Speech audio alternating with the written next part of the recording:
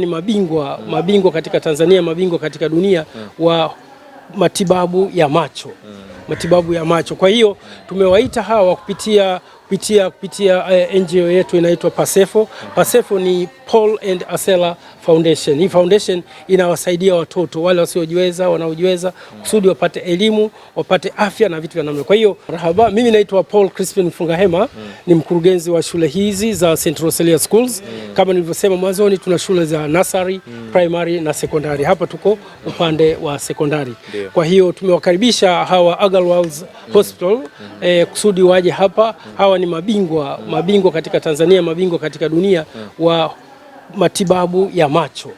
Matibabu ya macho. Kwa hiyo tumewaita hawa kupitia NGO yetu inaitwa PASEFO. PASEFO ni Paul and Asela Foundation. Hii foundation inawasaidia watoto wale wasiojiweza, wanaojiweza kusudi wapate elimu, wapate afya na vitu vya namna. Kwa hiyo mbali na shule kama shule hii ya St. Rosalia Schools, tumeanzisha hiyo PASEFO au hiyo NGO kusudi kuwasaidia watu au kureach au kupita maeneo mengi zaidi. Kwa hiyo ndio maana tumesema kwamba mbali na elimu basi tuwalete hawa madaktari kusudi kuja kuangalia afya za wafanyakazi wetu, afya za wanafunzi wanaosoma hapa, hasa specifically kwenye macho, kusudi macho yawe mazuri, kwa sababu wanasoma watoto na wanasoma sana asubuhi mpaka jioni, usiku saa ngapi wanasoma usiku, kwa mfano zile examination classes. Kwa hiyo lazima wawe na macho mazuri, wawe na afya nzuri ya macho. Of course mwili mzima uwe na nani, lakini kwa sasa hivi tumelenga kwanza macho. Kwa hiyo tumewaleta hawa madaktari na tunawashukuru sana, wamefanya kazi nzuri, ingawa wamefanya kwa siku 3. Kwa hiyo program hii itakuwa ni program endelevu. Sio leo tu, hata coverage ya watoto hajawamaliza wote.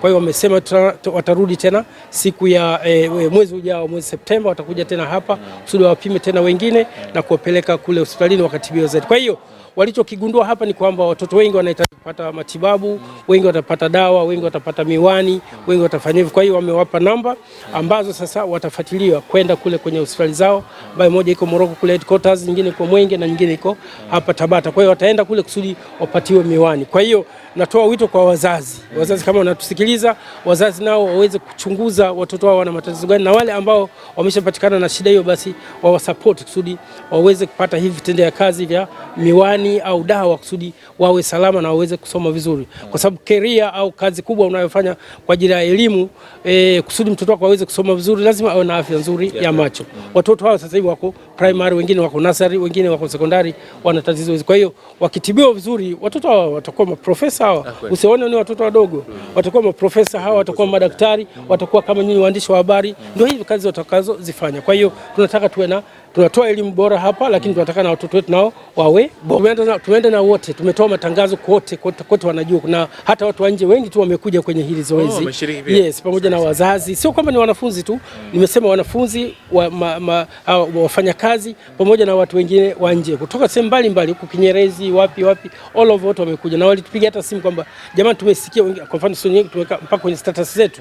Wengine wanasema jamani, tumesikia Jumamosi kuna kutibiwa kule, kwambia njooni wote, njooni mtibiwe kule, mpate consultation hapa free of charge. Mimi kwanza nawashukuru sana nyinyi waandishi wa habari. Unajua, kwa kufanya hivi huduma inaenda mbali zaidi, ule uelewa utakuwa mzuri zaidi. Tunachotaka ni kwamba kila mtu aelewe kwamba mbali na elimu kuna vitu vya namna hiyo tunatoa hapa shule yetu ya St. Rosalia Schools, na kama walivyosema wanafunzi hapa, shule yetu ni bora sana.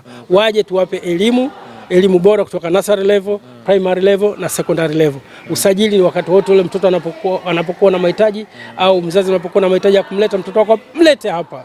Ada nafuu kabisa. Njoo hapa kwenye management ya shule, utakutana na wa vijana wangu wa secondary, watampokea mtoto, wa primary watampokea mtoto. Kwa hiyo tunawakaribisha sana. Kama nilivyosema, shule yetu ni ya day and boarding.